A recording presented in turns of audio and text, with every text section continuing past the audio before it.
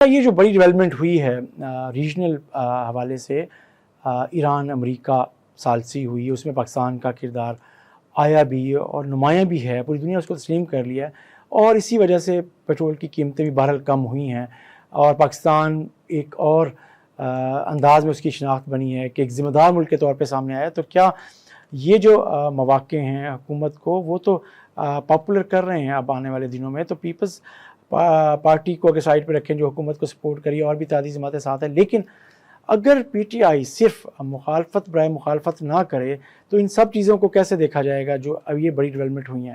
دیکھیں، جو international level پہ یہ ثالثی ہے، اس کی اور ڈائنامکس ہیں.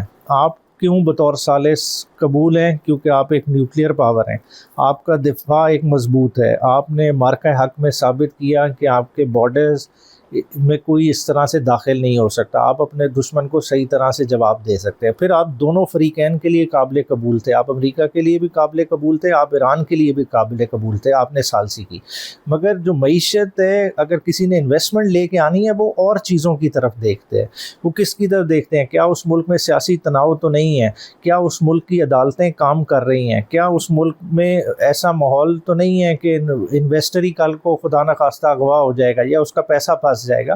یہ بہت سارے فیکٹرز ہیں، ان پہ کام کرنے کے لیے ابھی بہت ساری محنت درکار ہے، اور اس کام کے لیے سب سے پہلے ضروری یہ ہے کہ سیاسی درجہ حرارت کو کم کیا جائے. سیاسی استحکام آئے گا تو ملک میں معاشی استحکام آئے گا، اور معاشی استحکام آئے گا تو ہمارا دفاع اور ناقابل تسخیر بن جائے گا.